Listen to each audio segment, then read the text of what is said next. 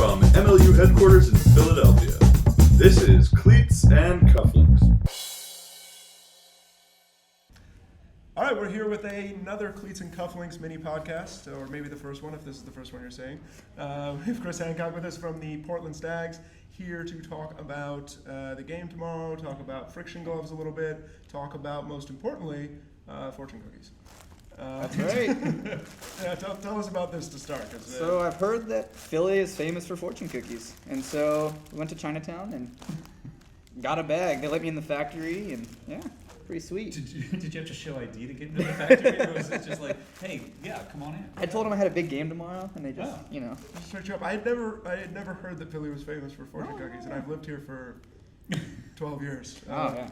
I've never been directed to the coffee shop that you sent these guys to. You haven't been to Ray's I come yet? here all the time. We've talked about it. I We know. just haven't gotten It's a over good there spot. yet. It's not bad. It The doesn't best $10 cup of coffee you can buy in Oh, Philadelphia. no, yeah.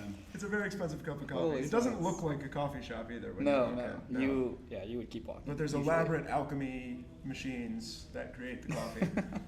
Yeah, Little steampunk? you'd enjoy it. Yeah. Oh yeah. And then they Very- charge you 4 times the price of Yeah. regular coffee. Again, Very expensive I'll coffee. have to have Nick come over with Yeah, me yeah. and put it on the MLU budget.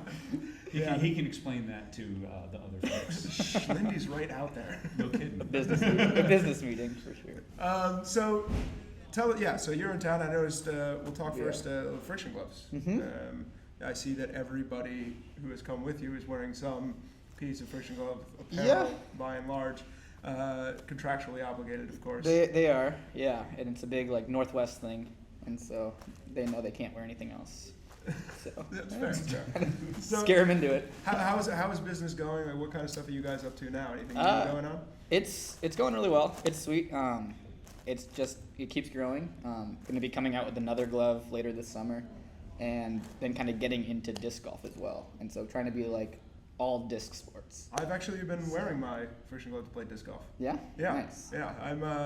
I'm not a power thrower, but I find I would have that- pegged you as a power thrower. I find that it adds a little bit. It's only because you haven't seen him on the frisbee. It's very clearly not a power Yeah, that's thrower. not my thing. Ouch. So with the new gloves, are they for like different conditions? Do they have different tackiness based on just sort of the development process that They're you've been going the through? same tackiness, but just kind of working to get a better glove. Like the goal, I mean, sometimes they rip on people, and the goal is for that not to happen. And so working on certain features of that just to make them stronger and hold up for as long as possible. I have to ask these questions because I don't wear gloves when I play. That doesn't make No on a one basic did 4 level, years ago. I'll It tell you doesn't that. make sense to me because I've never had an issue with it. So I'm trying to figure out what the.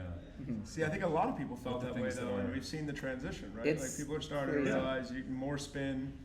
You know, it's the throwing more Yeah. than the catching. Even. I find it in bad conditions, like when it's rainy, when it's cold, Yeah. like having gloves, it just helps you. This and is so like, the rumor that I've heard. and then you get people that like they take them off when it gets sunny, and they're like, oh, I need my gloves. To be I had a guy on. on my So- summer league team who was wearing work gloves that he bought at Home Depot, like gardening gloves. Yeah.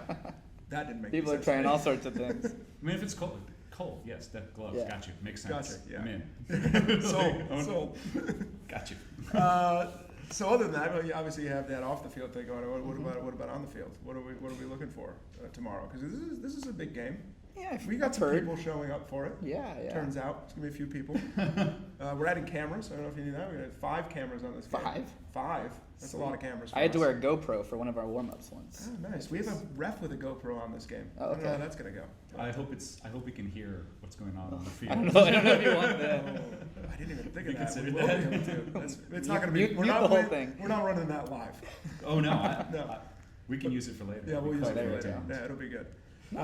But yeah, so what are you looking forward to out there? What are you hoping to accomplish? It'll be just a super exciting game. I mean, we're really happy to be here. Like, we've tried multiple times. This is our first time, and yeah, we're excited just to go out there and do our thing and play frisbee again. Like, we've had a couple weeks off, like a couple practices, but just go and play and kind of take it all in stride. It's gonna be sweet. We went to the stadium this morning and checked it out, and Oh, nice. pretty awesome place. It's enormous. It's huge. I'm not gonna lie to you. we aren't going to fill it. I was hoping we Just would. letting you know that is not going to happen. We can like Photoshop it in afterwards. or Yeah, something. just get a lot of stuffed animals. Yeah, there you go. Just pack them in. No, it'll be. I'm excited. It'll be a lot of fun.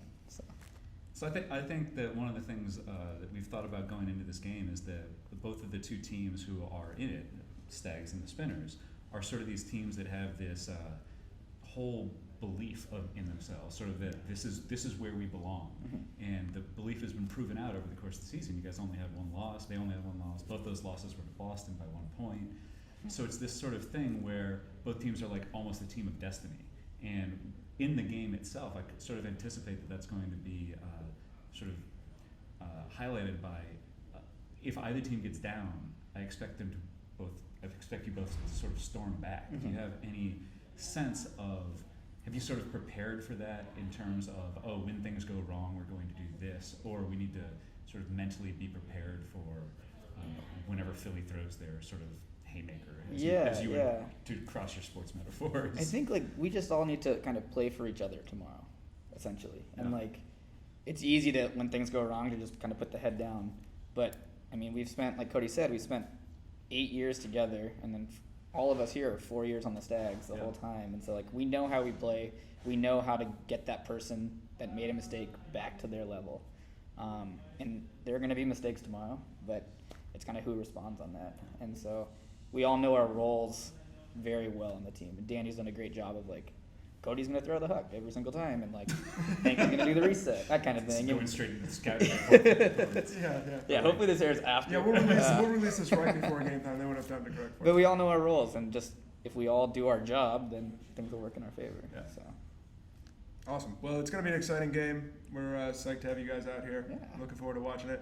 And we'll see you out on the field tomorrow, Franklin Field. Thanks Sweet. for coming out. Thank you. Thank you as always.